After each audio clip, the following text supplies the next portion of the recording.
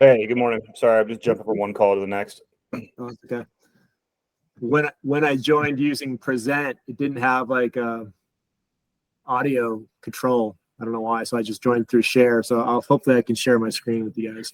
Yeah, go down to the bottom there, Jay. Let's try it out right now. Down to the bottom, use a little up arrow with Yep, got it. error, and then just do either the tab that you want to present or the entire screen. Yeah, Share is grayed out.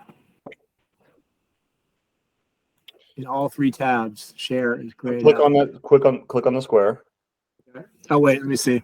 And then it should highlight the square. Yep. Oh, I got it. Okay, let's see. There we go.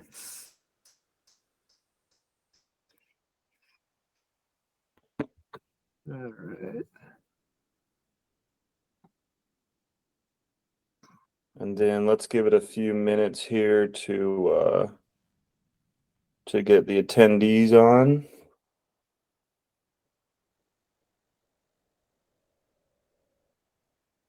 You guys already ran the call this morning, right? Yeah, we did. Time flew. Yeah, I bet. How was the attendance on the first call? Okay. I think it's 30 some odd people on there. Nice. Okay. We may not have as many on this one, but because I think the West Coast is jumping off of our other call, but we'll see. No one shows up for you, Nick. That's why. Yeah. At least you did, Kai. Yeah, and I'm at the airport, so you're welcome. Wow. That's commitment. Always. It's true. Are you seeing that, Nick? Yep, we got you. Yeah. Yeah, I've got 9 o'clock on my phone. Let's give it, and some people are joining slowly, so let's give it a few.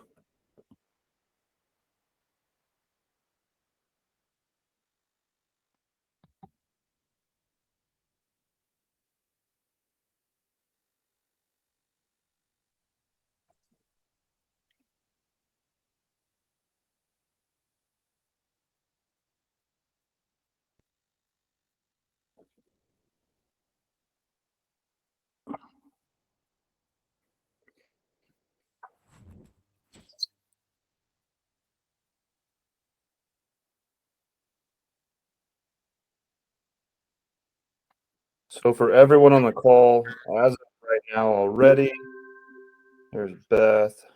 We're going to go ahead and record this call. It's 9:01. Did you take it 30 minutes last call, Jason? Yeah, we went right up to the end, and it probably would have been. I can stay on longer, but if you guys have to be done, that's no problem. I'll respect your time constraints, but I can stay on longer if you need me. Okay, perfect. All right, so I've got this recording. Let's go ahead and jump into this really quickly. I'll do a quick intro, Jason, and then I'm going to hand it off to you. So for everybody on the call, thanks for joining. This is pretty exciting for me to bring LaneAxis onto the Friday Focus, let alone into the AppDirect portfolio. We are the only, as of right now, the only TSD that is bringing LaneAxis to the channel.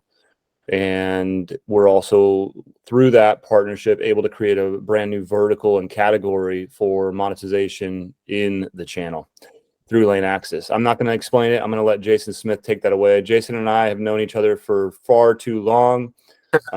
He's a really good friend of mine. We've worked together in former industries, very successful individual, and has joined LaneAxis to help grow their business across multiple areas. So, Jason, I'm going to hand this off to you. And for anyone that has any questions, real time, feel free to and jump in.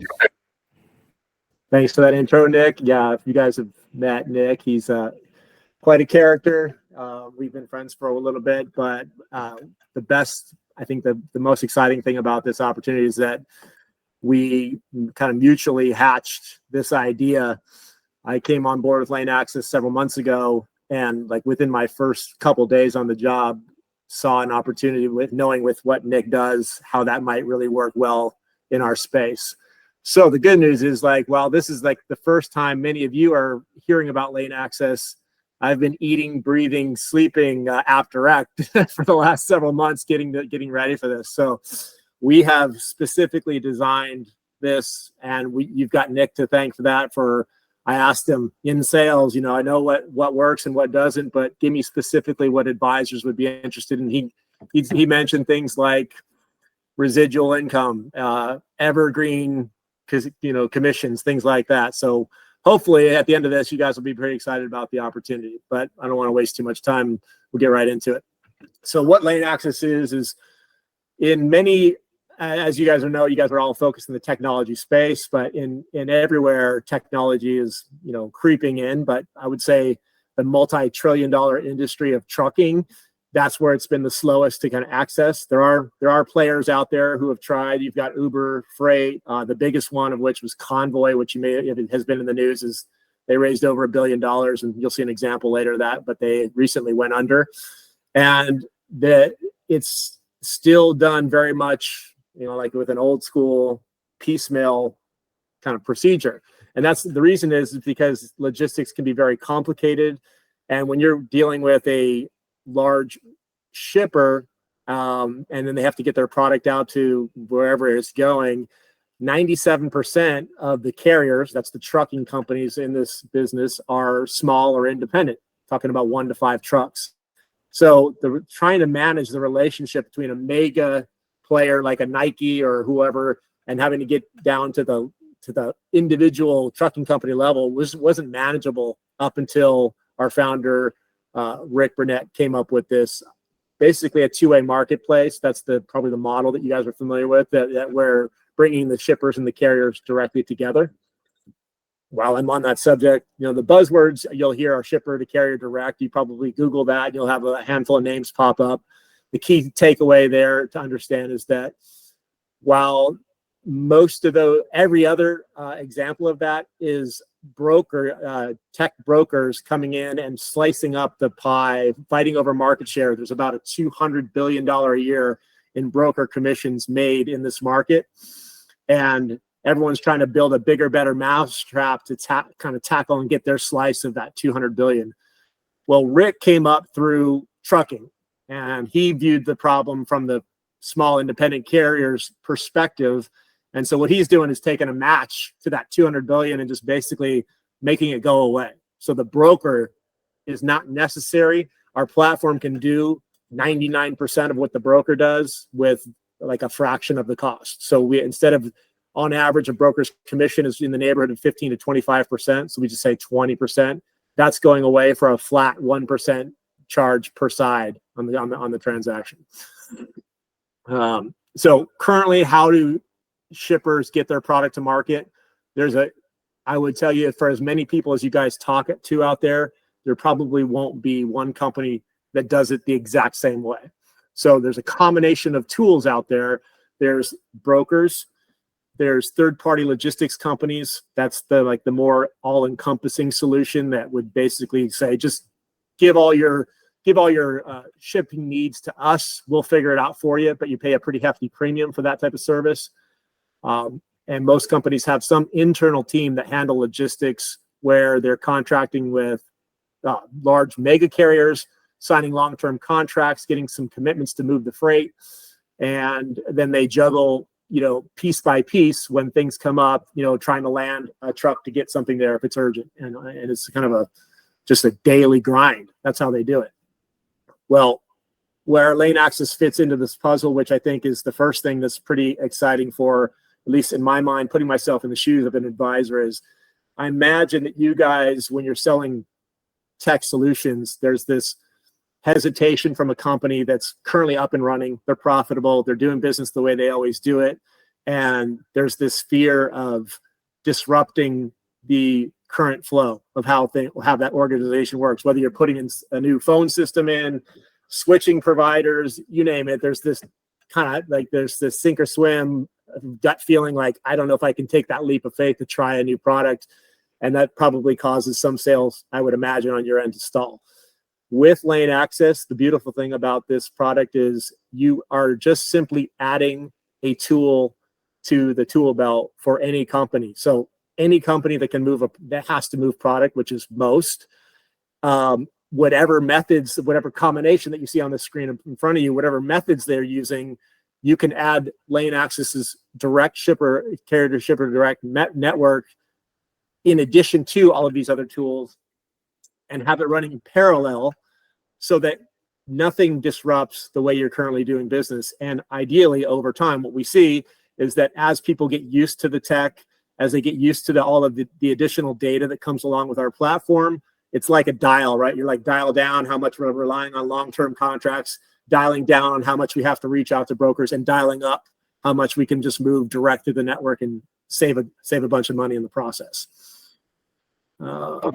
Okay, so whoops, I think it clicked over. Yeah, so I mean, the key takeaway there is brokers are not necessary, but not only that, it's when you start digging into this space, there's a tremendous amount of frustration, particularly from the carrier side, because a broker, unlike all the other industries that Nick and I have probably sold in, there's always some regulation regarding what you could charge. Mortgages, there's a certain number of points. In commodities trading, there's a certain kind of percentage on a spread between the bid and the ask. But there was always like some kind of governance on that. In freight, there is literally no regulation. You'll see examples out there, probably floating around on TikTok or YouTube or something, where a carrier will find out that there's one I remember that the guy was getting 60% of the payment from the shipper was going to the broker, 40% was going to the carrier. That's how out of balance, and he kind of just felt stupid about it. But at the end of the day, he still moved the freight. Okay, just real quick, I want to have plenty of time for questions and answers. Convoy was the biggest one out there, and they just if you see them in the news, they just went they're basically filing for bankruptcy.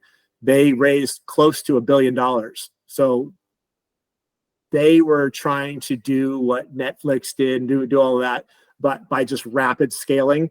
The problem is that the shippers, which is what we're kind of trusting that you as the app direct advisors are going to be able to reach out to, they are not so easily, ready to change. They just need to be nudged. They need to be shown what's possible, and then once they do it, they run with it. But we don't. That's why we are wanting to partner with you guys, because Convoy just thought they could just throw a bunch of money at it, to spend money in marketing, try to buy market share, and real quickly realize that that's just not going to be the way that this market grows. We need people in the field like app direct advisors to get in front of these guys and at least pose the question about how much they're spending in freight. And if there's a better way, would you be interested in saving money, and kind of how to get that conversation going? All right. So, let me just skip this because we're already going to talk on that. So what I really wanted to get to, so I can open up the floor for question and answers, is that there's a advisor who has been instrumental with us to kind of proof of concept. And he brought 2 deals to our attention, and we handled both the same. Like I literally was on the call. Our CEO Rick was on the call, and I watched these 2 deals go parallel, and one went south, and the advisor did nothing wrong. We presented our material, and it's just the wrong person gets a hold of the information in an organization, and the deal stalls. The right person, and it turns into something very profitable. Really quickly on the wrong one, I'm sure you guys run into this. Some of what we do, while it's not disruptive to the actual loads being moved, it can be threatening to the internal staff. This one particular company had 22 people in their logistics department, and I think when we started that initial presentation, the salesperson, who was the one who initially took the call, was pounding their chest. They felt like they were pretty sound logistically, and I watched Rick just dismantle his concerns to the point where at the end of the call, he was like fired up and saying, "Yeah, we got to do this." A vacation happened, like yada yada yada. The folks in the transportation or in the logistics department got wind of it. They probably saw the writing on the wall, what that may mean for jobs and opportunities within the company, and it just kind of fizzled. That's up to that advisor if he wants to try to revive that. I guarantee you, though, if the right person within an organization gets this information, that thing's back alive again. And now to this case study. The same advisor brought us a deal for a material manufacturing company that moves about 85 loads a week. So that equates to about 340 loads a month. Average cost of a load is $2,000. And this company has 2 other hubs that are basically doing the same thing and are about twice the size. Now, this deal is potentially a unicorn. I don't know. I'm hoping that there's more like this out there, and I'll tell you why. Is that they do not use any current technology, which is a TMS.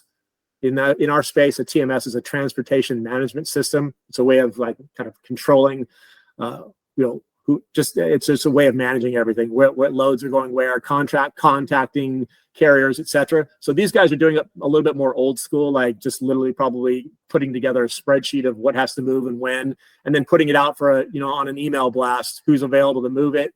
Please, jump on it, and we'll assign them out. That's kind of like that, and there are other opportunities like that out there. In this case, with this particular case study, they were same hesitations as the previous one, but what we did is we walked them through it, baby steps. So we built out their lanes in our platform, so they keep doing business the way they always done it. While at the same time, they are getting to see where bids are coming in on these loads, and we are measuring a hypothetical cost save per load real time for them. And at the end of the month, we can say you would have saved about 9.5% in dry van and 24% in flatbed, for example. And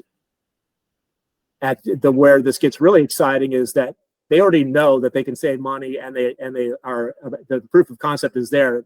Where this gets really exciting is that at the end of this period, they're going to get presented with a bunch of data on these lanes and these loads that they have never seen before, especially being a little more old school, like shipper carrier performance. Everything is tracked to within like a third of a mile. So they know exactly if the carrier was there on time, how long they were held up at the facility, how long it's called in detention, how long they were on the road, everything that you can imagine on performance. And they get detailed looks into every carrier that they add to their network. So you can see, like, if you have a certain risk tolerance for maybe think of like a credit score, you can pick carriers in your network. If this product if it's most important to save money and you're not really too worried about it, you're shipping cement, maybe you're willing to go on the lowest bid. But if you're moving jet engines, maybe you're going to take a carrier with a proven reputation, who's got a lot of track record, moved a lot of loads for you in the past. But that is readily accessible to you. So why this is so exciting is that I am very optimistic that once this particular provider gets wind of this data for a 1% fee, it's highly likely that they are going to then, instead of moving over, instead of just using us as an additional tool in parallel to what they're doing, they might migrate everything over to the platform and just tell their existing carrier base, this is now how you go about moving. If you want our loads, you come into this platform, move them. And what that means to the advisor. That's the next. This is the killer slide, guys. This is what you guys are probably all wanting to see. So 1,700 loads at $2,000 is $3.4 million. That's a month. 1% fee on both sides. The shipper, the carrier pay that, and plus the $5 tracking fee. That's what LaneAxis charges. You're talking about $76,500 per month from that one account. And then 20% goes to App Direct. So you're looking at $183,000 a year. Obviously, Nick has told me that varying pass-through percentages depending on your pre-negotiated deal. So I'll leave that to you guys to figure out what this will mean individually as an advisor. But you're talking about residual income.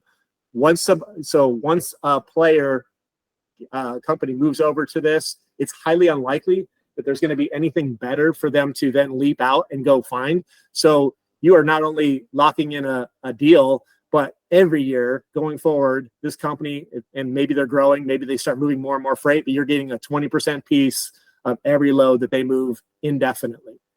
So, Jay, let me jump in just a second a few of your points. Yep. Taking a step back just to translate this, LaneAxis is a software platform and application that each trucker is going to download onto a device. that is how it's actually able to track where they are, when they arrive, when they leave, and all of those phases or those chapters in the delivery journey. On that same platform, the trucker and the carrier are able to connect, and the actual shipper, the customer, is able to bid all of their lanes.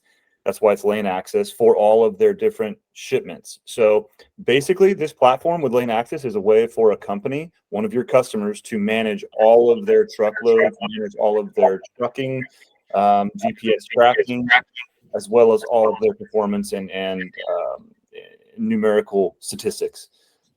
The questions we have in chat, Jason, can we answer a couple of these? Dan's asking what the SIC or the NAISC list is.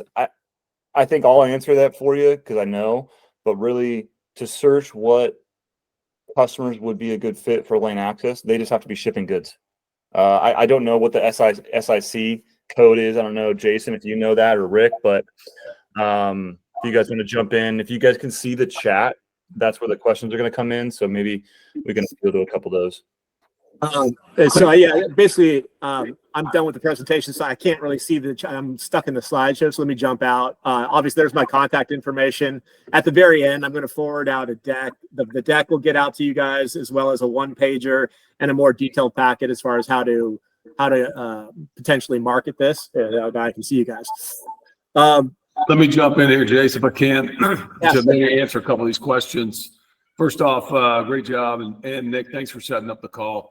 And I think maybe just from my perspective, a little bit of background of how we got here and why we're relevant.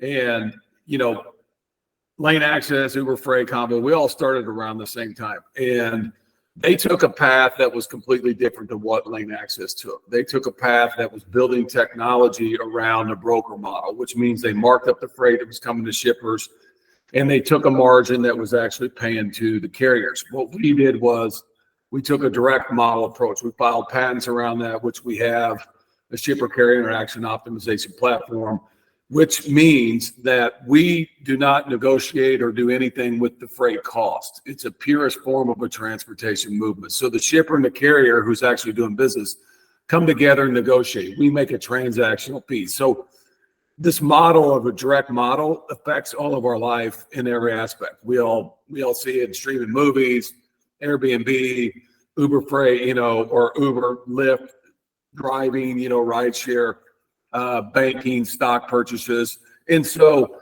it just hasn't happened in the supply chain. And really, because when I started this, 9 years ago, truckers didn't have a smartphone and they were using paper logs. And now technology has caught up into the industry where they all have a smartphone, and then your logging is connected to the cab of the truck, which means they can only drive a certain amount of hours in a 24-hour period. And anyway, and so the system will do 100% what our broker does. It's just going to do it more efficiently. And so, like Jason said, we're putting a match to the $200 billion of managed fees. So this is a business decision for companies that allow them to go directly with who's hauling the freight. And ironically, the 97% of the industry that move the freight are smaller independent. And so streaming into the network will allow the shippers cost savings, not only on the front end side, but on the back end side, because there's 1 million trucks that move empty every day that are looking for freight opportunities. It's just that neither side of them know where each other is. And so we've invested 8 years into the tech stack, stayed lean. And I'm very excited about this opportunity, and it's really started about 6-7 months ago, was the freight side is historically owned by a gatekeeper. And so the logistics and people like that, they get a lot of ancillary benefits by the broker relationship, large trucking company relationship that then broker it out, where the upper management of this just puts and allocates a budget and say, okay, as long as you hit this, then it's fine. Well, they don't really know that budget is 20, 30, 40% higher than what it could be if they had a system that would go direct. And so the decision makers are going to be the people that have an effect of either the bonus or, a cost savings aspect of the companies. And quite frankly, everybody moves product in some aspect, and everything moves on a truck at some point in the journey, whether it's raw material, finished product. And so, we're excited because we feel like this is a great opportunity for us. It's a great opportunity for you guys. We tried to negotiate a deal. We thought that, look, if you get, 15, 20 accounts over the next year or two, and eventually they're all going to move to a direct network. Now, we just have to get enough market share to where we get penetration and it organically goes with us. And we have a lot of market that's building on the carrier aspect as far as value. But to the shipper and your contacts, this is a process that they will for sure save money, because we're live streaming, if you will. When the lanes come in, we can go right to that carrier wherever he's at, right to his phone, message him alerts of freight opportunities, and he can start to build a regularity of runs. And so let me jump in here and maybe answer a couple questions if I can. I'm going to throw my glasses on to see these. Yeah, I've already spotted a couple. Dan's got a couple good ones in there. So first of all, on the TMS side, the TMSs, if you do run into a shipper with the TMS, one of the key things you're going to want to target there is we can connect to that TMS through an API. And what that's going to do, that's going to give LaneAxis and you as the advisor a significant edge, because if you are using a TMS, that's probably, you just think about how your normal workday is. You come in at your company and you work it, you use the software that you're used to. They're going to jump into that TMS, and behind the scenes, we can be siphoning out every load that they're posting from the TMS into our network. And that would be feeding that bidding process, which is going to only up the likelihood of your success as an advisor, as opposed to making them have to run it in two separate systems. And then you're not going to get nearly the traction. Let me jump in here a couple of these questions. So on the top end of this, so really, any shipper of any size, some shippers ship one thing a month, some of them ship one thing a day, and some of them ship 5, 10. Walmart ships 35,000 loads a day. So there's a wide spectrum, and basically the system is agnostic to any type of freight. So whether it's refrigerated product, or whether it's flatbed product, or whether it's dry van product, car haulers, or anything else, it's a system. And the system breaks into the category of what type of shipper it is. So let's say it's a flatbed, shipper. Only flatbed carriers are going to be able to get these freight alerts and build visibility in there, because it's a product match. Then what happens is each one of these flatbed carriers, and we have all 1.9 million, carrier data in our network. So you can click as a shipper that carrier and look at their risk assessment and say, oh, this is an excellent carrier. Oh, this is somebody I really wouldn't want hauling my freight. And you can block them just like any other system that you can think of that blocks people from your network. And so conceptually, what's happening is all this independent agents, yes, or independent truckers would be great agents, because they're going to understand the tech and they're going to understand the need in the industry. And the bottom line, and really the punchline of this, is that these independent carriers are hauling all this freight anyway today. Only the JB Hunt, C.H. Robinson, these larger mega carriers and these larger brokerage. First off, a broker doesn't have any trucks. They don't have any freight. They're a middle.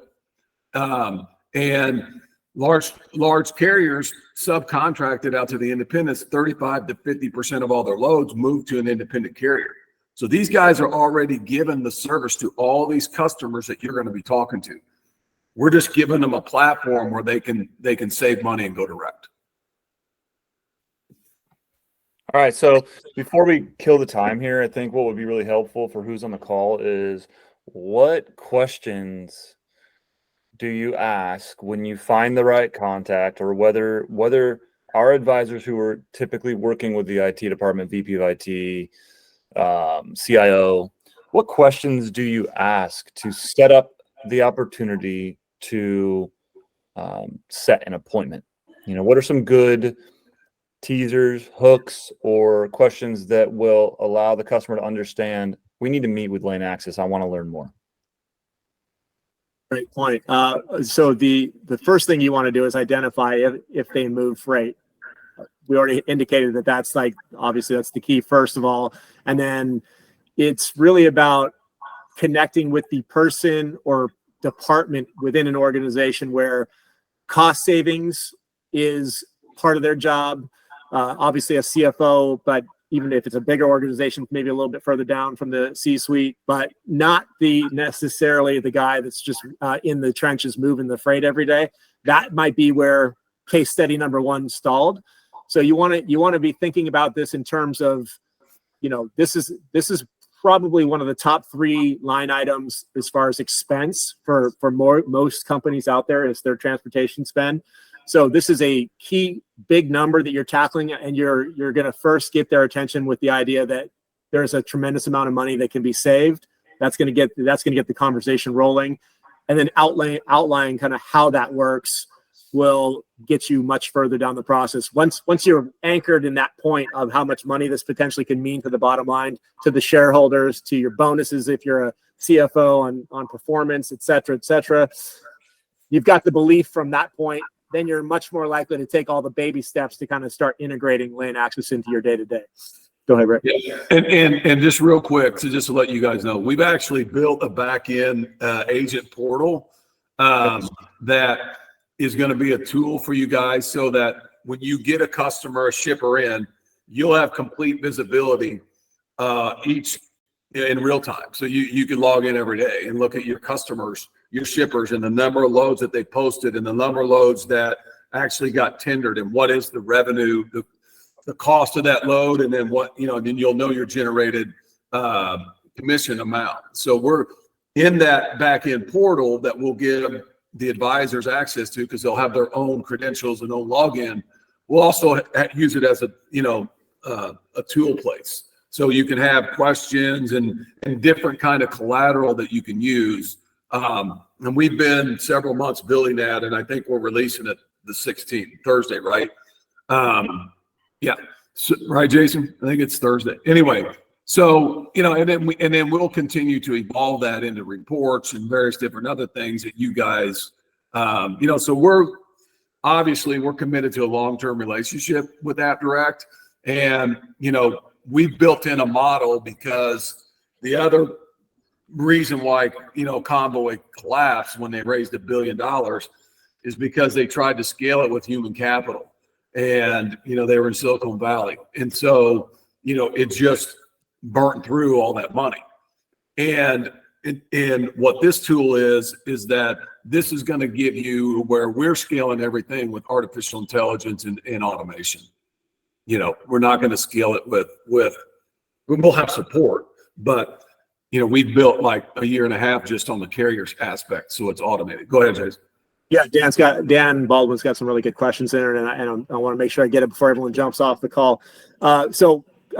Specifically regarding the seat licensing, basically how we have, as it stands right now, there's 2 levels of subscription. The base level subscription is $399 a month or $3,999 per year. The pitch there really for the advisor is that you can save that amount on any like 1 or 2 loads that you move, just from the cost savings where you're carving out that broker's middle, and you're maybe kind of retaining that for your own bottom line. So it's very relatively inexpensive. That's like the base level. Just connect to the network, build out your own network of carriers. We have a lot of tutorials that will walk you through the process of how to do everything along the way. So you could, in theory, sign up with LaneAxis. I mean, a shipper right now could call us, or even just go online, do this, and walk through step by step and get started. That's not likely to be the case, at least yet, until this kind of catches fire. So, and then there's a see us for pricing level where we would, in theory, kind of go in there and do a lot of this for the shipper. We're doing that level right now just because we're trying to gain traction. So to the extent that we're not too buried yet, if you get clients in early on, they're going to get a little bit higher level treatment, even for that base level membership. Second point I want to make is that the subscription idea, while it's important, it's not like the end all be all. I mainly created that for the advisor, because what I recognize in sales is like, while that case study has tremendous potential for this particular advisor, and we already worked it out at, $170,000, $180,000 a year potentially. If once you close one of these deals, there is a possibility that the shipper goes back. You get them all hot and bothered. They want to do this. They realize there's a possibility of saving money, but they go back to their desk once they've signed a LaneAxis contract or downloaded the software, and they go back and they just go back to doing business the way they've always done it. If you've got the contract in place with the subscription, then at least you're getting a quick hit, 20% of the subscription annual or 20% of the monthly amount hitting your paycheck as an advisor. So you've got something for closing these deals. And maybe it's $800, $1,000 for closing the contract, and you get that every year. But then you've got this lottery ticket of, hey, I don't know if or when they're going to turn up that dial and start using the platform. But all I know is that whatever growth rate that is, it's coming to me eventually. And then I can start working with that client and hopefully start using it more. And that's what we're going to be doing on the back end anyway. So I'm going to empower the advisors, at least for now, to if it becomes the deal breaker, you can go all the way up into waiving the subscription for now, at least. So if you need to close a deal and you feel like that's just the way you had to do it, but just understand you're kind of cutting your own throat on initial income, and you're just going to trust that these guys are using it, because if they sign up and you don't have the subscription and they don't dial it up very fast, you're getting a 20% of a very small number that might take time to grow. That's all I want you to understand. Go ahead, Rick. I think you had a question. No, I'm good. Okay. And let's see what else. I'm gonna Dan. I'm gonna put my and for everyone else, I'm gonna put my email in there. So if we don't get to your questions, just email me and I'll make sure that I get them back to you, because the freight forward, a good agent prospect. Freight forwarders are an international broker, if you will, and a lot of brokers. We're very disruptive, and so they're gonna see this. Some are gonna see this as an opportunity, and they're gonna jump in on probably more of an agent side because they see what's going to be transferring is a transition over the next 5 to 10 years. I can make a statement that I think we're all confident of. In 10 years, you're not going to have $200 billion of managed fees and people managing this business in 10 years. And I've been at this for 10 years, and historically, because we're a software company, as Nick mentioned, so we've done various different built systems over the years to generate revenue, and our single focus has been building network visibility to build the network itself. And then we have some other patents around the Federal Transportation Network and some other stuff. But the shipment side is the most important. And that's why we wanted to cut a hell of a deal, what we thought, and a great opportunity. And that's why we're making it, a residual, because, what we want is the same as what you guys want. In 3 or 4 years, you're sitting there on a golf course making a great residual money. And it just, once you're in, it's like a cell phone. Once these shippers move to it, they're never going to change. How many on this call has ever changed your cell phone carrier? Maybe once or ever. Once you get into this, they're never going to change because there's no reason to change. There's no additional cost. Yeah. There's no additional cost in this process. None. It's the purest form, and it's 1% per side. So competitively, you're actually getting into accounts that realistically, will be yours as long as they ship stuff, because they're not going to move. There's no reason to move, because the network's going to come to us, because this 97%, this is what they want. They want to get rid of brokers. Rick, Jason, you guys are awesome, man. Thank you so much. And for everyone that's on the call that stayed on, and to Rick and Jason, we're going to have you guys on again next year too, on one of these, and kind of prep a lot more individuals to have a really wide audience nationwide. So just get ready for that. Anyone that's still on the call, we're going to get you the decks. We're going to get you in touch with Jason if you want to talk to Jason or Rick and the team. If you have any opportunities, any customer conversations you'd like to set up, you can coordinate that with your channel manager, myself, or directly with Jason and Rick. So, and there's Rick's email address. So they're great to work with. very easy, conversations. And I think that we're going to have a lot of success with LaneAxis moving forward. Again, any questions, come to me, come to Jason, come to Rick. Let us know how we can help. And again, Rick and Jason, thank you for your time. Yeah, thanks for setting up, Nick. And thanks for everybody being on the call. Appreciate it. A pleasure, guys. Take care. Have a great weekend. Thank you. Take care.